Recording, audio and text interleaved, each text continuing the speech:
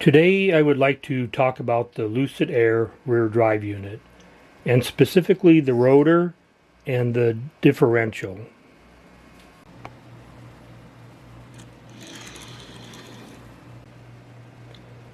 Normally when you see the rotor out of an electric motor, it has a solid core and a solid shaft through the center of it. What Lucid has done is removed this center core from the rotor, creating a hollow center in the rotor.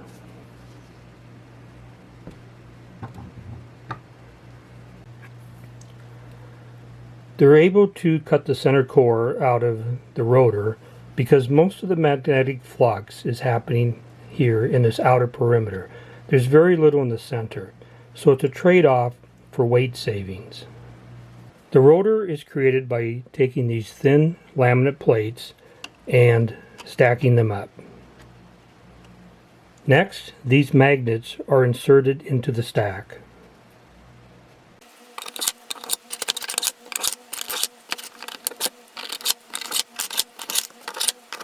And then I'll install the small magnets.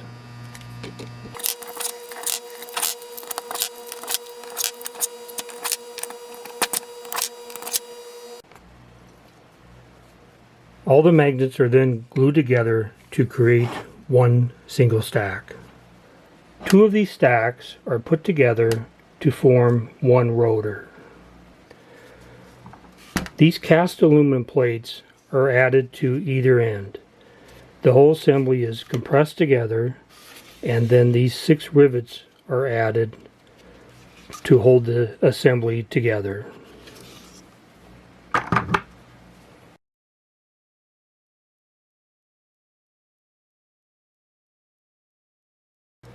Next, the whole assembly is rotationally balanced. Small amounts of material may have to be removed from these balance plates to compensate for any discrepancies to make sure it's perfectly balanced. So the rotor still needs a center shaft. Here's the center shaft that Lucid has designed for this motor. It's much larger than a traditional shaft, and it's hollow.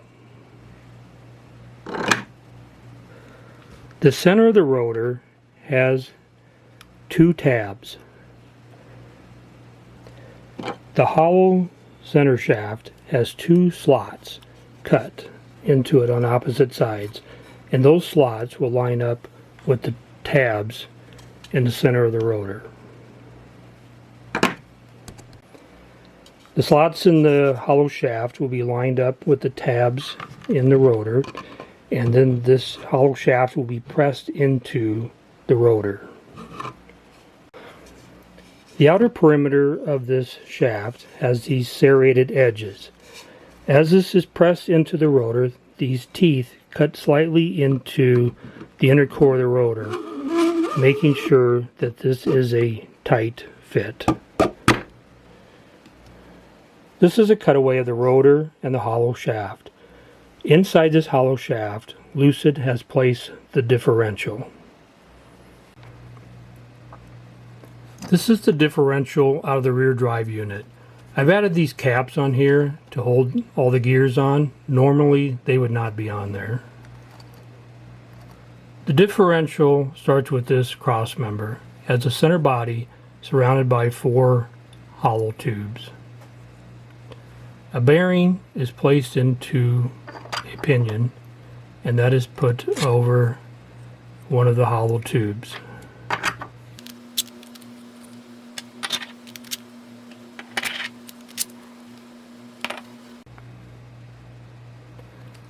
On the end of these tubes there are these tabs.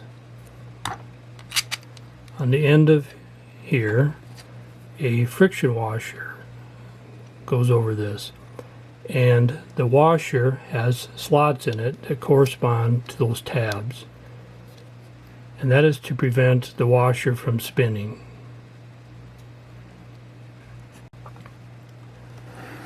When the differential is placed inside the hollow shaft, these washers here on the face of the pinion gears will go against this flat spot inside the hollow shaft.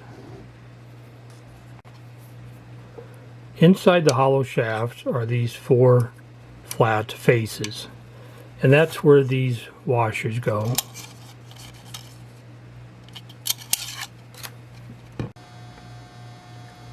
So when this rotor is spinning at high RPM, these pinion gears are being thrust outward through centrifugal force.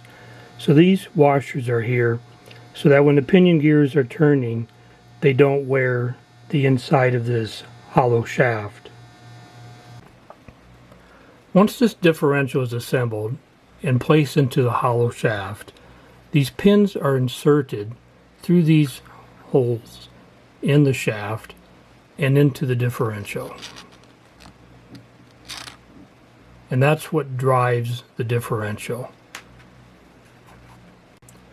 A plug is placed in the center of the differential to prevent the pins from moving inward.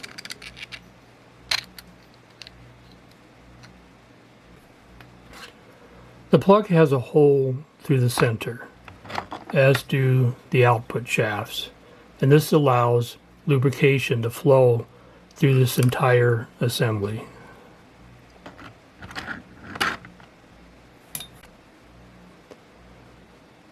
Once the center part of the differential is put in place, the outer bevel gears, along with their bearings, can be assembled into the hollow shaft, and then the output shafts. If the differential would need to be serviced or replaced, you would remove it by first removing these output shafts and the bevel gears and their bearings. When this is a full rotor, you would not have access to these holes to push these pins out. So first you would remove this center plug,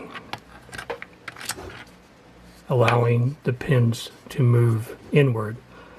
The pins are pressed in with a friction fit. So once the plug is removed, then you can push the pins inward, but you would not be able to access them from the outside if there is a full rotor.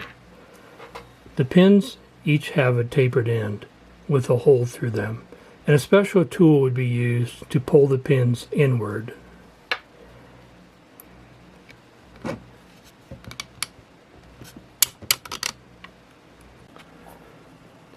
Once all 4 pins have been pulled towards the center, then you would be able to slide the differential out.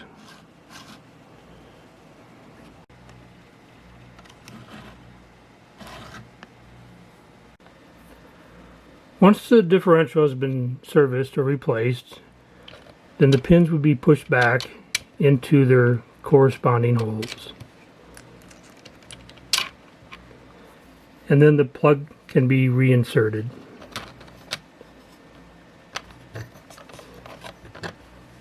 Normally you would see the differential somewhere outside the motor, and it would have to handle a high amount of torque. By placing this differential in the center of the motor, it runs at a much higher RPM, but a lot less torque. There would be planetary plates on the end of these output shafts, and that'll be in a future video. Those planetary plates are a ratio of 7:1. So you have 1/7 the torque here on this differential. Also, normally a differential would have 2 pinion gears instead of 4. So you're actually seeing 1/14 of the torque on the teeth that you would see in your usual differential. And that is why this differential can be so small.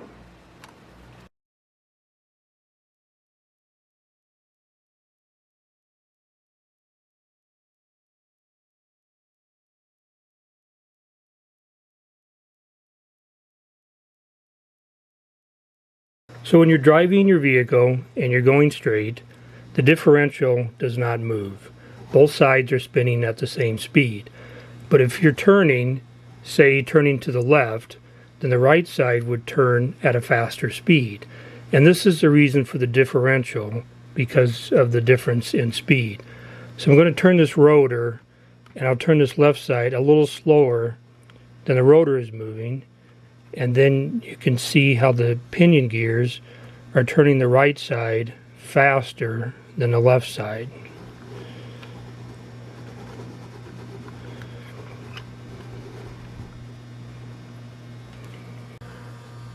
Another view of that, just using the differential, as the car is going forward and it's going straight, it would just rotate this differential, and these pinions are not moving. And if you were turning, then one side would be going faster than the other, and then you see the pinions driving this right side faster than they would the left side.